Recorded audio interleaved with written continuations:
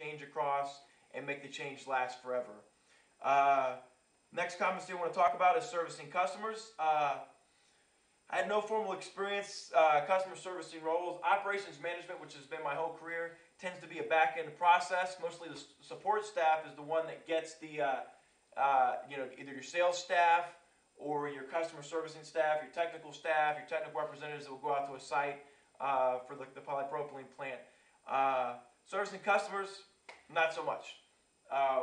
One thing that the MBA is going to help me with, it's taught me the principles of serving customers, and my gap analysis determined that I need to transition to a support role over the next 12 to 18 months so I can get more experience interfacing with customers so I can apply the competencies I learned in the MBA program. Next area of competency is managing products and services. I had considerable experience is a must managing products and services. I've had experience doing this, and I've had experience managing products and services from an administrative standpoint because of a certified auditor. The gap for me is I've never had to hire or build a team from scratch to get new products to come out. I've never had to manage a team that was implementing new products, but the support staff took care of that. The MBA has given me the competencies and the knowledge I need to learn how to build a team, put a team together, staff a team from an HR aspect to take me to the next level. Next area of competency is managing technology and innovation. At the chemical plant, processes are in place for new product development. Everything associated with ISO and a quality management system says that you don't want to do double work.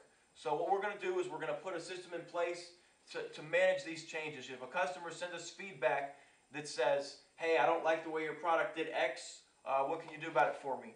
We want to record the changes that they request, so anytime we get new innovations or we create new ideas, the customer finds out that they have another demand, we can create a new product, we can roll that out to that customer.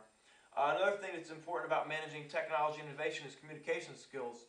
I like to say it's very easy to performance manage somebody being on time to work, or performance manage someone's even individual quality performance or productivity performance. It's very difficult to performance manage innovation. When you have a team together from a creative standpoint, you don't want to be the authoritarian type leader. If you're the authoritarian type leader, it tends to squash creative attitude. MBA competencies have prepared me to develop new processes for managing technology and innovation. One thing we want to ask questions like, is this work? Is this feasible? Does the numbers work? The quantitative methods that I learned in the MBA program gave me a great opportunity to learn how to quantify stuff. My boss was always asking, how much is this?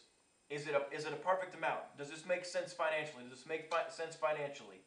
That's the reason we're in business, is to make money. So I got a set of skills now that I can apply quantitative analysis to things to the next level. I had previous experience of stuff like Six Sigma, but the quantitative analysis I learned doing my MBA program took me to the next level.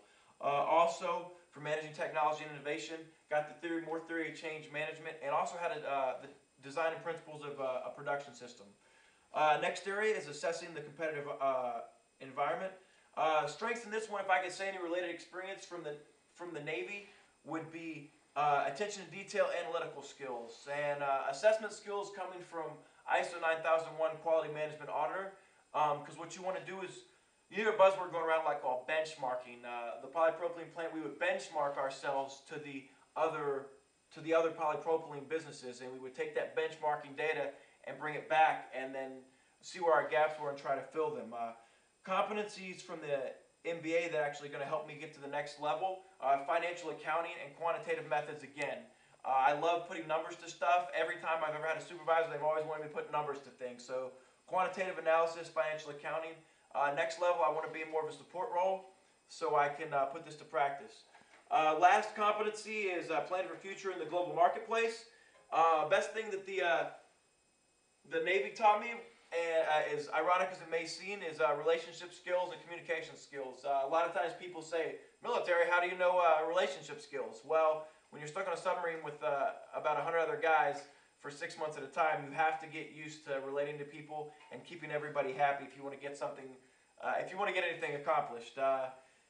Also, I believe my transition, even though it was out of the petrochemical path to distribution, I've been very successful over the last 3 months at Amazon.com. I have, I guess, 105 people on my roster right now, and at the peak point it was like 150.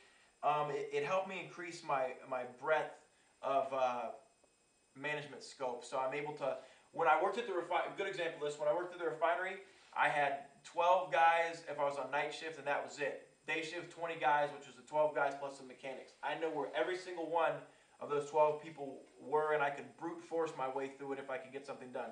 150 people has to be managed.